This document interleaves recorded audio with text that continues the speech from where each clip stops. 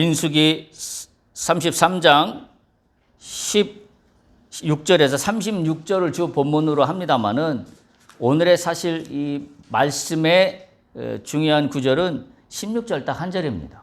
그 중에서도 신의 광야를 떠나 라는 그와 같은 말씀에 대한 내용들을 함께 살펴보면서 말씀을 진행하도록 그렇게 하겠습니다.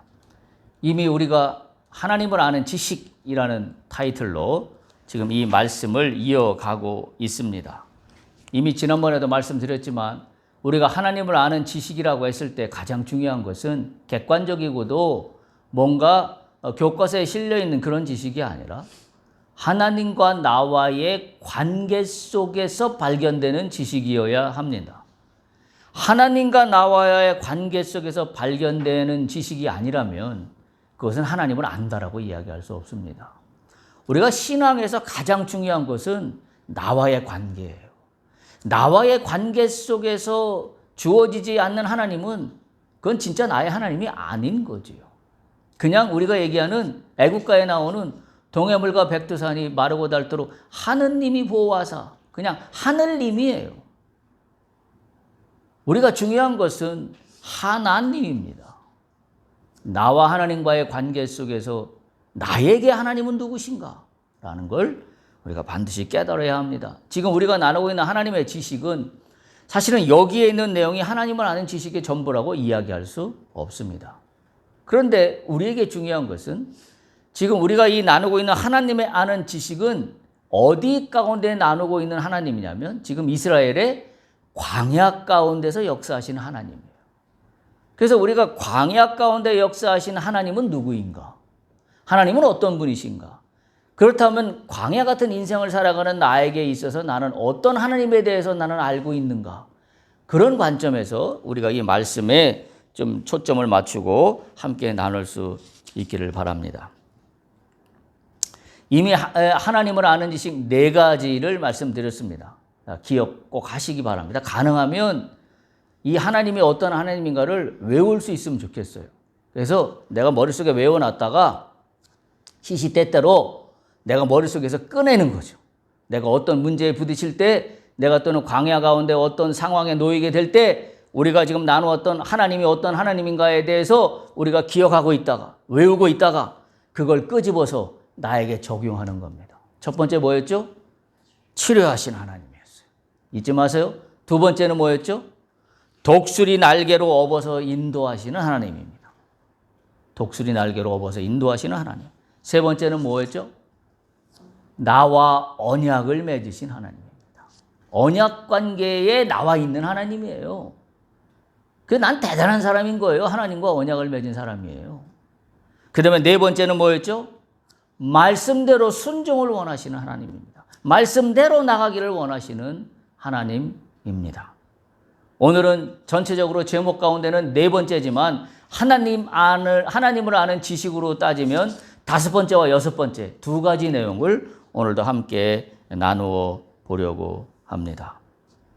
자, 그러면 말씀으로 들어갑니다. 자, 먼저 우리가 지난 시간에 있었던 시내산에서의 아주 중요했던 일 4가지가 있었어요. 첫 번째 뭐냐면 십계명과 율례를 주시는 일이 있었어요. 하나님께서. 그리고 두 번째는 언약의 비준식을 거행했습니다. 나와 언약을 체결한 거죠. 그리고 세 번째는 제사 규례를 주셨어요. 각종 제사 규례. 성전을 어떻게 하고 기물들은 어떻게 하고. 그랬는데 4번째 중요한 사건이 뭐가 있었냐면 금송아지 사건이 있었습니다. 그것 때문에 하나님은 진노하셨습니다. 특히 언약의 백성으로서 말씀을 주시고 말씀대로 살아라, 성전은 이렇게 해라, 제사를 드릴 때는 이렇게 규격을 갖추어서 해라, 색깔은 뭘로 해라, 자세하게 주셨는데도 불구하고 이스라엘 백성들은 그걸 참아내지 못하고 금송아지를 만들어 이것이 자신을 인도한 신이라고 이야기하기에 이르릅니다. 아마 하나님 입장에서도 대단히 충격적이지 않았을까라는 그런 생각을 해보게 되는데요. 우리가 오늘 본문에서 읽은 출애굽기 32장 30절에서 35절 한번 보시기 바랍니다. 출애굽기 32장 30절에서 35절 보면 이 금송아지 사건 이후에 금송아지 사건으로 말미암아 하나님이 모세를 불러서 하시는 말씀이 기록된 부분이 우리가 오늘 두 번째 본문으로 삼고 있는 출애굽기 32장 30절에서 35절입니다. 거기 보면 30절에 보면 이렇게 시작해요. 이튿날 모세가 백성에게 이르되 너희가 큰 죄를 범하였도다. 지금 이 타이틀의 주제는 죄입니다. 금송아지 사건에 대한 모세와 하나님의 공통된 시각이 있는데 그거는 죄예요. 지금 이스라엘 백성들은 이게 죄인지를 모르고 있습니다. 그러니까 금송아지를 만들어 놓고 이게 자신을 인도하시는 하나님이라고 이야기하고 있지요. 그러나 모세는 지금 이 문제를 뭘로 바라보고 있냐면 이스라엘 백성들의 죄로 바라보고 있습니다. 그러면서 모세가 하나님께 이렇게 고백합니다. 백성에게 이렇게 이야기합니다. 너희가 큰 죄를 범했다. 너희가 큰 죄를 범했다. 그래서 내가 이제 여호와께로 올라가겠다. 그래서 내가 너희를 위하여 속죄할 수 있는 방법이 뭐가 있을까? 내가 여호와께 아뢰겠다. 이 말씀이 출애굽기 32장 30절에 기록된 말씀입니다. 그리고 나서 모세가 여호와께로 올라갑니다. 여호와께로 올라가서 이렇게 30절 끝에 보면 너희를 위하여 속죄가 될까 하노라 라는 그런 마음으로 31절 여호와께 올라가서 여호와께 모세가 아뢰요. 슬픕니다. 주님 슬픕니다. 이 백성이 자기들을 위하여 금신을 만들어 싸우니 금죄를 범하였나이다. 내가 어찌할 바를 모르겠습니다. 모세가 31절에 여호와께 그렇게 고백합니다. 그러면서 32절에 모세가 자신을 속죄의 도구로 사용해달라고 간청해요. 이제 그들의 죄를 사하시옵소서. 그렇지 아니하면 원하시옵건대 주께서 기록하신 책에서 차라리 내 이름을 빼버려 주세요. 저들은 용서하시고 차라리 내 이름을 빼버려 주세요. 정말 모세의 간절한 마음이 여기에 담겨져 있습니다. 그랬더니 33절 여호와께서 모세에게 이렇게 말씀합니다. 누구든지 내게 범죄하면 내가 내 책에서 그를 지워버리리라. 참으로 어마어마한 심판의 말씀이 아닐 수 없습니다. 누구든지 범죄하면 내 책에서 그의 이름을 지워버리리라. 여기에는 지위 고하도 필요 없고 남녀노소도 필요 없고 먼저 믿은 자 나중 믿은 자 다 필요 없습니다. 죄를 지으면 내가 그를 생명책에서 지워버리겠다. 죄에 대해서는 너무나 엄격한 하나님의 말씀이 아닐 수가 없습니다. 여기까지 끝난다면 우리에게 소망이 없습니다. 왜? 살아남을 인생이 아무도 없기 때문입니다. 우리가 무슨 수로 죄 없는 완벽한 예수님 같은 인생을 살 수 있겠습니까? 만약에 죄로 말미암아 이거로 너희는 끝이다 라고 하나님이 말씀을 끝맺으셨다면 우리는 아무런 살아갈 소망과 희망이 없습니다. 낭망입니다. 절망입니다. 그런데 보세요. 34절에 이렇게 이어갑니다. 주께서 하나님께서 말씀하시기를 이제 가서 내가 네게 말한 것으로 백성을 인도하라. 그 다음에 내 사자가 네 앞에서 가리라. 이제 너희를 너희 손에만 가도록 맡기지를 못하겠다. 너희가 갈 때마다 죄로 말미암아 쓰러지고 넘어지니 이제 내가 앞서가겠다. 이젠 내가 너희를 앞서가겠다. 분명히 금송아지를 만든 것은 이스라엘 백성들의 크나큰 범죄임에 틀림이 없습니다. 하나님은 죄에 대해서 징벌을 내리십니다. 그러나 징벌을 내리시는 거로 끝낸다면 우리에게는 아무런 희망이 없습니다. 그런데 주님은 오늘 뭐라고 말씀하시냐면 너희가 범죄한 건 맞다. 죄에 대한 대가를 치르는 것은 맞다. 그러나 이제부터 내가 너희 앞길에서 너의 길을 인도하겠다. 라는 놀라운 말씀입니다. 나의 천사가 너를 인도할 것이다. 라고 그렇게 이야기하고 있습니다. 새 번역에는, 그리고 개역개정에는 우리가 읽은 대로 내 사자가 내 앞서 갈 것이다. 이렇게 이야기하고 있습니다. 이 말씀 속에서 저는 하나님은 어떤 분인가를 생각해 보면 포기하지 않으시는 하나님입니다. 나를 끝까지 포기하시지 않는 하나님. 얼마나 감사한 하나님인지 알 수가 없습니다. 금송아지를 만들어서 범죄했어요. 하나님께 범죄했어요. 말씀대로 순종하지 않았어요. 자기 멋대로 살았어요. 자기들 편한 대로 이것이 여호와라고 말하며 살아가는 이스라엘 백성들입니다. 그리고 물이 없다고 시시때때로 불평하고 하나님을 원망하며 살아갑니다. 그럼에도 불구하고 하나님은 포기하지 않으신다는 사실이에요. 할렐루야. 이게 우리에게 얼마나 위로가 되는 말씀인지 알 수가 없습니다. 나를 끝까지 포기하지 않으시는 하나님. 우리는 그 하나님을 찬양할 수밖에 없습니다. 오늘 우리가 하나님을 아는 지식, 다섯 번째는 뭐냐? 끝까지 나를 포기하지 않으시는 하나님입니다. 그게 우리가 기억해야 될 하나님의 아는 지식이에요. 끝까지 나를 포기하지 않으시는 하나님. 제가 성경에 두 명만 끝까지 포기하지 않으시는 하나님의 그 어떤 하나님인지를 살펴보도록 하겠습니다. 가장 대표적으로 포기하시지 않은 하나님이라고 했을 때 저에게 생각난 인물 첫 번째는 야곱입니다. 우리가 너무나 잘 아는 야곱입니다. 한마디로 우리의 이 인생의 어떤 그 상식으로 비춰보더라도 엉망진창인 사람입니다. 처음부터 끝까지 엉망진창이었습니다. 그의 과정도 엉망진창이었습니다. 남을 속이고 배신하고 둘러치고 술수를 부리고 실수가 많고 한마디로 자기 꾀에 능한 인물이 야곱입니다. 이렇게 엉망진창이고 자기 꾀에 능한 인생이 또 있을까요? 라고 싶을 정도로 야곱은 한마디로 실수가 많은, 죄 많은 인생입니다. 그런데 성경은 뭘 이야기하고 있나요? 하나님은 야곱을 끝까지 포기하지 않으셨습니다. 참 놀라운 일이에요.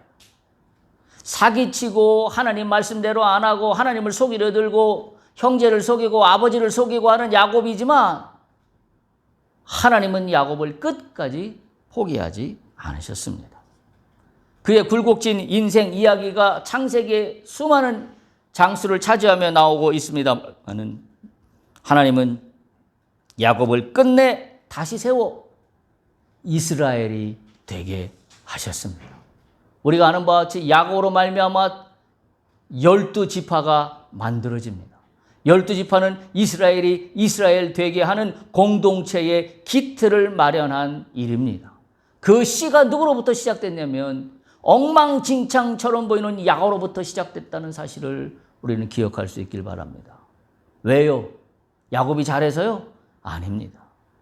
끝까지 포기하지 아니하시는 하나님이시기 때문에 야곱은 야곱으로 끝까지 살지 않고 이스라엘로 그의 인생이 바뀌게 되었던 겁니다. 끝까지 포기하지 않으시는 하나님이 있는 한 나는 죄 많은 인생으로 끝나지 않을 소망이 있습니다. 할렐루야. 우리가 그것을 붙잡을 수 있길 바랍니다. 둘째 이야기에 끝까지 포기하지 않으시는 하나님의 이야기에서 저에게 두 번째로 떠오른 인물은 돌아온 탕자입니다. 둘째 아들 이야기죠. 우리가 너무나 잘 아는 이야기입니다. 누가복음 15장 18절에서 22절을 한번 찾아보시기 바랍니다. 누가복음 15장 18절에서 22절. 잃은 아들을 되찾은 아버지에 대한 비유의 말씀이 나와 있습니다. 누가복음 15장 18절에 보면 이렇게 시작해요. 내가 일어나 아버지께 가서 이르기를 아버지 내가 하늘과 아버지께 죄를 지었사오니. 지금 모세가 출애굽기에서 금송아지 만든 거에 대해서 이 백성들이 죄를 지었나이다 라고 고백하는 거나 똑같은 포맷이에요.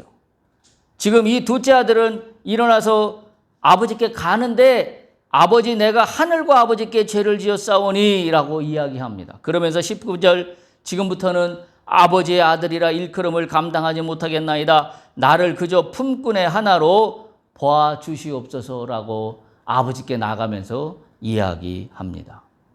그런데 보세요. 놀라운 일이 벌어집니다. 20절 보면 이렇게 이어지죠. 이에 일어나서 아버지께로 돌아가니라.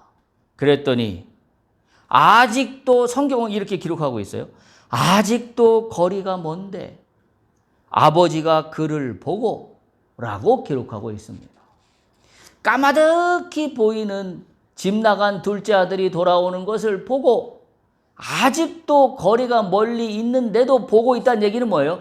아버지께서 기다리고 있었다라는 이야기입니다. 이제나 올까? 저제나 올까? 아버지는 목을 빼고 아들이 돌아오기를 기다리고 있는 현장입니다.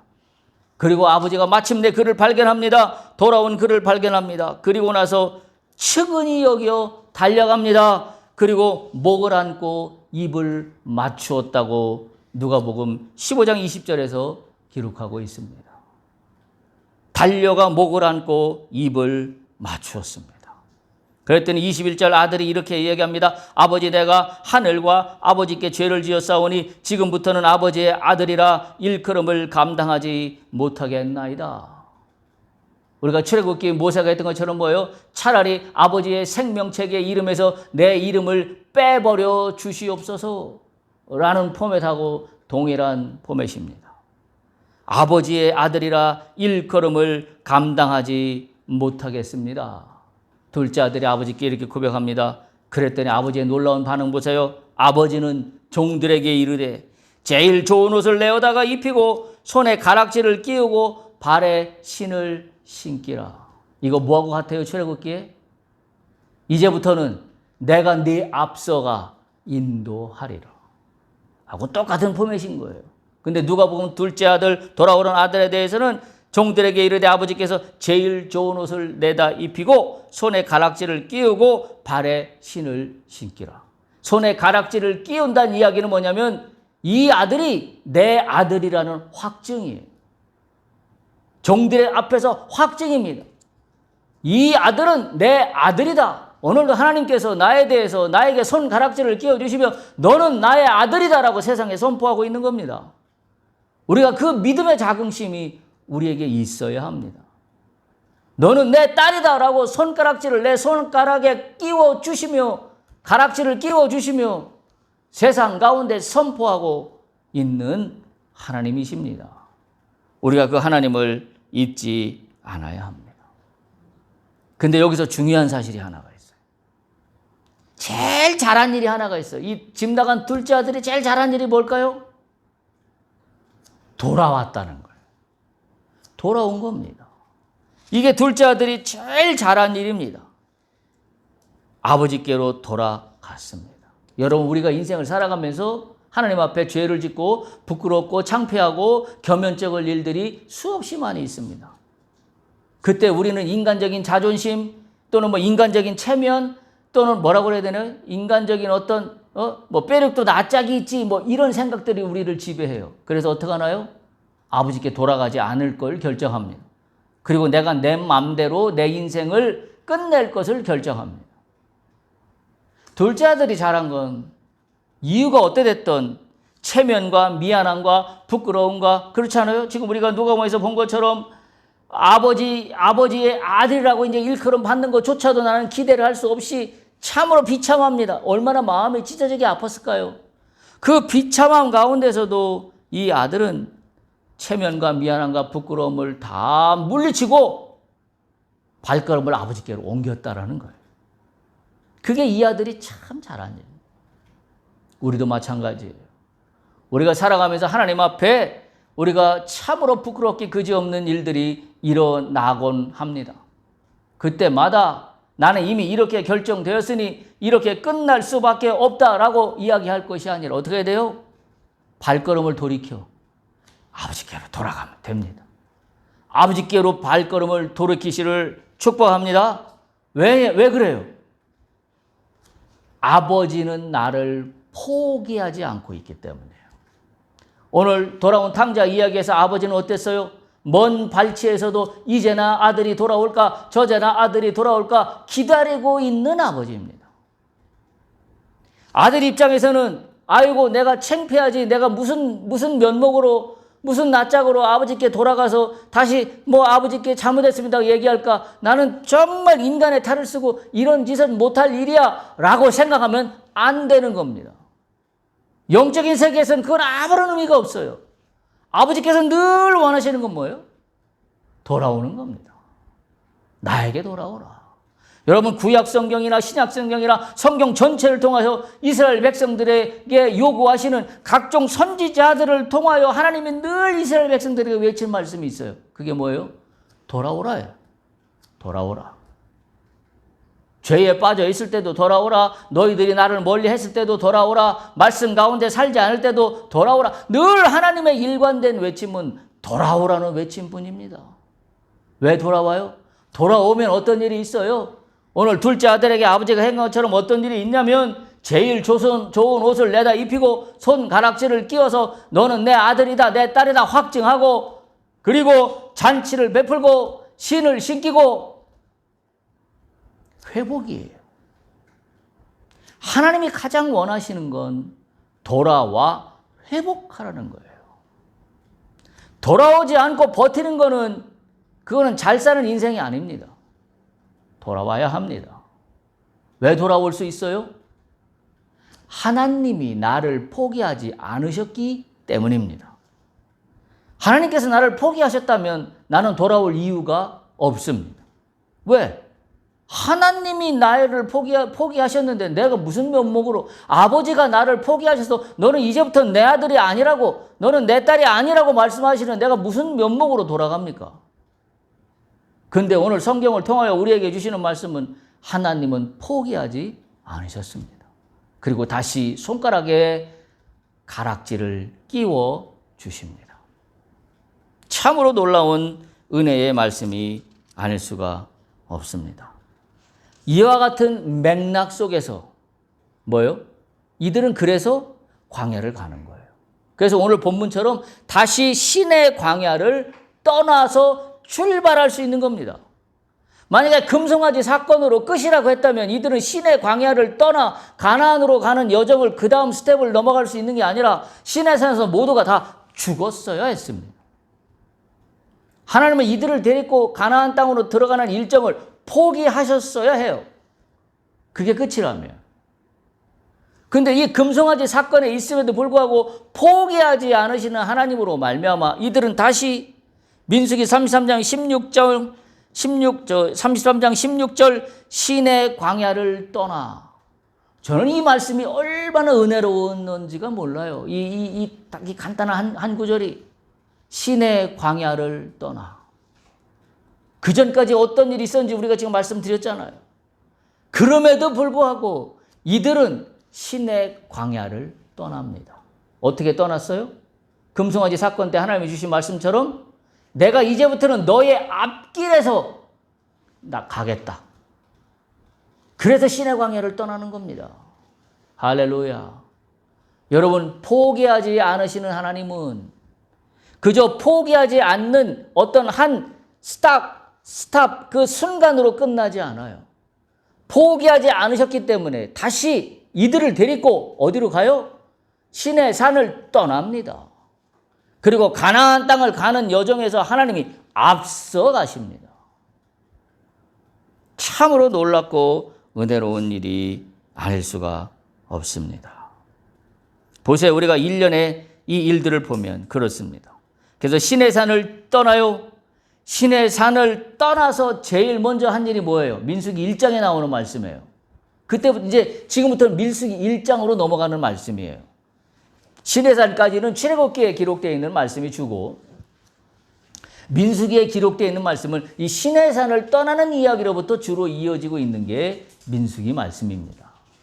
민수기 1장에 신의 산을 떠나 어떤 일이 제일 먼저 일어났어요?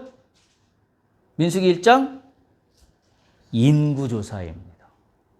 인구조사. 이때 인구조사는 뭘 하기 위한 인구조사였어요?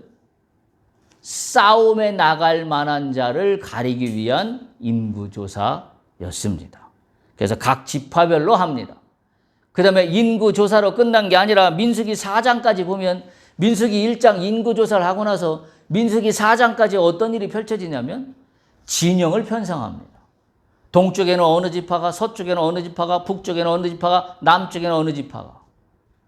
진영을 편성합니다. 그래서 진을 칠 때의 대형과 행진할 때의 대형을 어떻게 하라는 것을 구체적으로 이야기하고 있는 게 민수기 1, 2, 3, 4장이에요. 그리고 그 가운데서 뭘 세우냐면 성막을 세웁니다. 그리고 그 가운데서 성막을 관리한 제사장과 레위인의 직무를 명령하시는 이야기가 민수기 1장부터 4장에 연결됩니다. 이게 뭘 의미할까요? 바로 그 말씀이에요. 자, 보세요. 민수기 1장에서 인구조사하고요. 그 다음에 진영별로 대형을 갖추게 하고요. 그 다음에 정착했을 때의 진영과 행진할 때의 진영의 순서와 열을 다 정하시고요. 그리고 언약 성막을 앞세우고 그리고 이 성막을 관리한 제사장과 레위인들을 구축하고 조직화합니다. 뭘 의미할까요? 바로 출애굽기에서 모세가 금송아지 사건 후에 하나님으로부터 받았던 말씀이 이루어지고 있는 겁니다. 하나님 뭐라고 그러셨다고요? 이제부터 내가 너의 앞에서 가리라.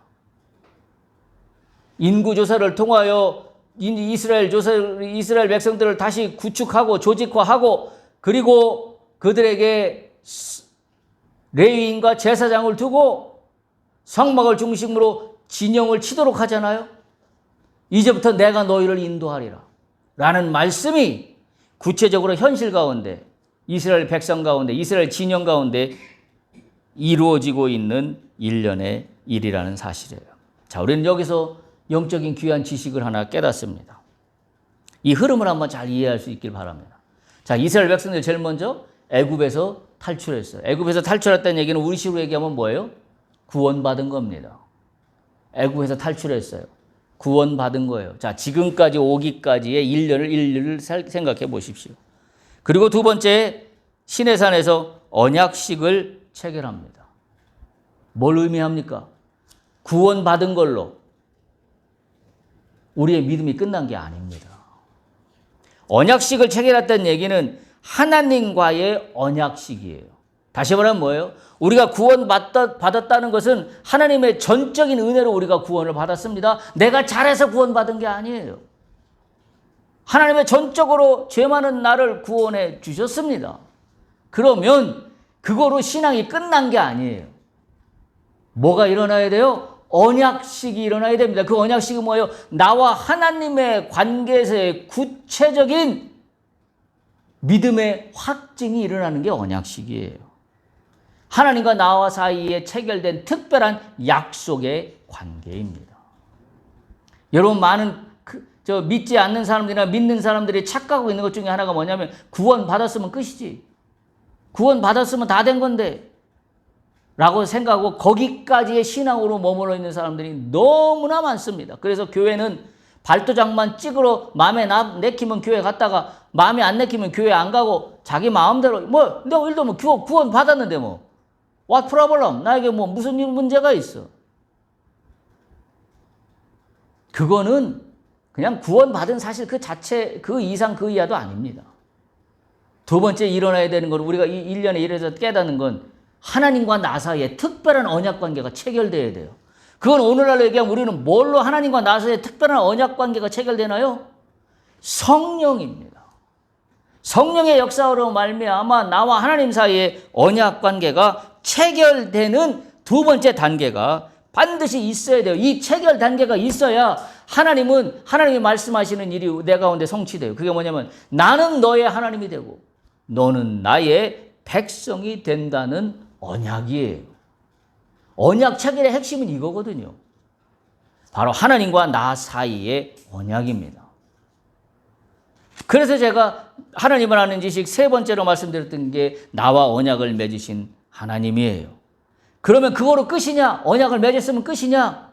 끝이 아닙니다. 시내산에서 그 다음에 일어난 게 뭐예요? 언약을 체결하고 또 일어났던 일이 십계명을 받고 율례를 받습니다. 그리고 제사 규칙을 받습니다. 다시 말하면 뭐예요? 이제 언약식까지 체결됐으면 어떻게 살 것인가? 어떤 원칙과 기준으로 살 것인가에 대한 확증입니다. 그게 있어야 돼요. 그걸 우리는 뭐라고 그래요? 순종이라 그럽니다. 그래서 제가 나눴던 하나님을 아는 지식 네 번째가 말씀대로 순종하기를 원하시는 하나님입니다. 그리고 나서 그게 끝났나요? 끝이 아닌 거예요. 지금 이 1년의 일에서 저는 그걸 깨닫게 하십니다. 그 다음에 일어난 일이 뭐예요? 오늘 일이에요. 인구조사입니다. 말씀대로 순종하기를 살고 나서 인구조사가 일어납니다. 이 인구조사를 통하여 조직을 정비하고 체계를 갖춥니다. 이게 의미하는 바가 뭘까요? 자, 민수기 2장 1, 2절을 한번 찾아보세요. 민수기 2장 1, 2절. 거기 보면 인구조사를 한 이후에 하나님께서 진영을 편성하시면서 주시는 말씀이에요. 1절 여호와께서 모세와 아론에게 말씀하여 이르시되, 참 기가 막히죠. 아론이 금송아지의 원형 아닙니까? 아론이 앞장서 갖고 금을 모아서 우상을 만들었는데 하나님 아론 데리고 왔네. 지금 여기까지 포기하지 않으시는 하나님입니다. 참 놀랍습니다. 제가 오늘 2장 1절 보면서 또 놀랍습니다. 모세와 아론에게 말씀하여 이르시되, 이스라엘 자손은 각각 자기의 진영의 군기와 자기의 조상의 가문의 기호 곁에 진을 치되 어떻게 치라? 회막을 향하여 사방으로 치라. 진을 어떻게 치라? 사방으로 치라. 그거 잘 봐야 돼요. 진을 사방으로 치라. 그런데 어디를 향하여 진을 쳐라? 회막을 향하여 진을 쳐라. 한마디로 뭐예요? 앞으로 어떻게 살 것인가? 자, 구원을 받아서 언약도 체결하고 또 각종 율법과 십계명도 주신 다음에 조직을 편성해서 이제 앞으로 살아가야 되는데 어떻게 살아갈 것인가? 사방에 진을 쳐라. 회막을 향하여. 어떻게 살라? 회막 중심으로 살라는 거예요. 어느 말로 표현하면 교회만 열심히 나오는 것을 이야기하지 않습니다. 어느 말로 표현하면 기도만 열심히 하고 아무것도 하지 않는 것을 이야기하고 있지 않습니다. 거기 보면 자기 가문의 깃발을 세우고 진을 치되 사방으로 치라고 합니다. 왜 사방으로 치라고 할까요? 그냥 회막을 향하여 기도만 하고 있으면 되죠. 왜 진을 사방으로 치라고 하냐고요? 세상의 유혹과 권세로부터의 방비입니다. 사방으로 치르다는 얘기는 물 샌 틈 없이 방비를 단단히 하라는 겁니다. 그런데 그 방비를 단단히 하고 너희가 살아갈 중심은 회막입니다. 그래서 회막을 중심으로 사방으로 진을 치라고 이야기하고 있는 겁니다. 경계 태사가 무너지면 이스라엘 백성들의 조직이 무너지고 조직이 무너지면 이스라엘은 와해돼 버립니다.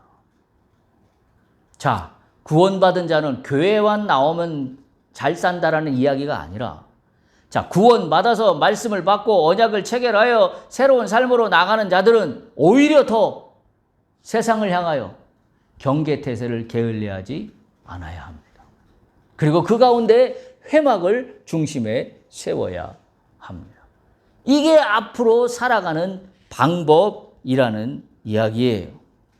그래서 회막으로 모아진다는 것은 말씀 중심으로 모든 기준을 세워야 한다는 말이고, 하나님과 세운 언약을 잊지 않는 것을 의미합니다. 사방의 경가가 무너지면 인생이 그렇잖아요. 하나님과 약속 다 잊어버립니다.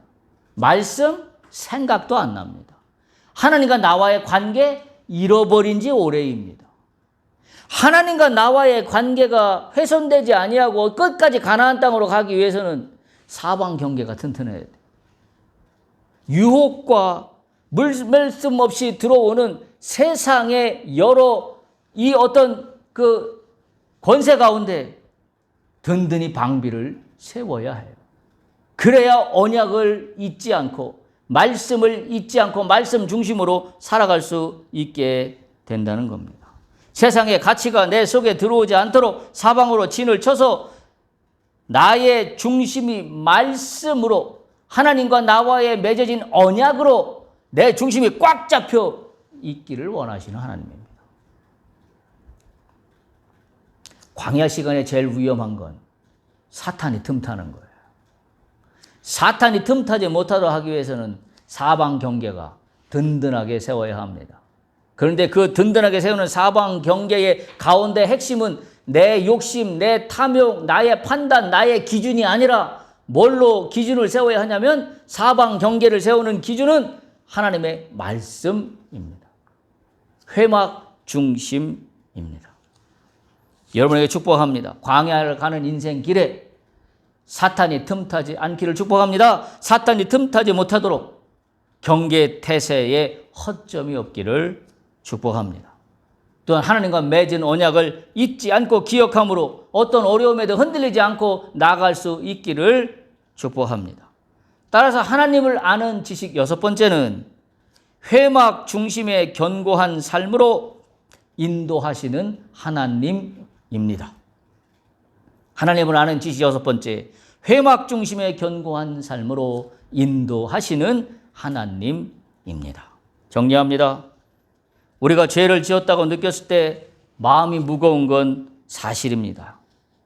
그것이 의도가 되었던 의도되지 않았던 간에 우리의 비참함과 연약한 가운데 내가 놓여 있다는 사실을 내가 알기 때문입니다. 그 사건은 성경은 금송아지 사건으로 이야기하고 있습니다. 얼마나 불안하고 두려웠으면 이스라엘 백성들이 금송아지를 만들었을까요? 광야 한복판에서 모세는 시내산에서 하나님 만난다고 올라가는데 내려오지는 않죠. 앞으로 광야는 걸어가야 되죠. 아마 그 심정으로 돌아가면 이스라엘 백성들이 얼마나 깝깝하고 힘들고 외로웠을까라는 것도 한편으로 느껴집니다. 그러나 힘들고 외롭고 하다고 금송아지를 만들면 안 됩니다. 그 이야기를 금송아지 사건은 우리에게 알려주고 있는데 감사한 것은 그런 죄를 범했음에도 불구하고 포기하지 않으시는 하나님 때문에 이스라엘 백성들은 신의 광야를 떠나갈 수 있었다라는 사실입니다. 오늘 말씀 다섯 번째는 하나님 아는 지식은 끝까지 나를 포기하지 않으시는 하나님. 여섯 번째, 회막 중심의 견고한 삶으로 인도하시는 하나님입니다. 여러분, 나를 포기하지 않으시는 하나님을 찬양하십시오. 나를 포기하신 하나님을 붙드셔야 해요. 어떠한 어려운 순간에도 하나님을 붙들어야 합니다. 왜? 포기하지 않으시기 때문입니다. 이런 좋으신 하나님을 나는 나의 하나님으로 두고 있다는 사실이 얼마나 큰 축복인지 알 수가 없습니다. 포기하지 않으신 하나님을 내가 알았다면 이제는 나는 더욱더 성막 중심으로 나를 견고하게 인도하시는 하나님 앞에 내가 무릎을 꿇고 그분이 앞서 인도하시는 길을 따라 나의 인생길을 걸어가면 됩니다. 아무런 걱정할 것도 없고 문제도 없습니다. 걸어가는 동안에 여러 가지 사사로운 일, 재정적으로 조금 부족하고 힘들거나 또는 건강상에 약간의 문제가 생기거나 그런 건 대세에 중요한 게 아니에요. 왜? 하나님은 나를 끝까지 포기하지 않으시고 회막 중심에 내가 있을 때 나를 견고히 인도하시고 앞서가시는 하나님이시기 때문에 내가 가는 동안에 만나는 여러 크고 작은 어려운 문제들은 내 마음을 흔들어 놓을 만큼의 중요한 일이 아니라는 사실을 우리가 반드시 기억해야 돼요.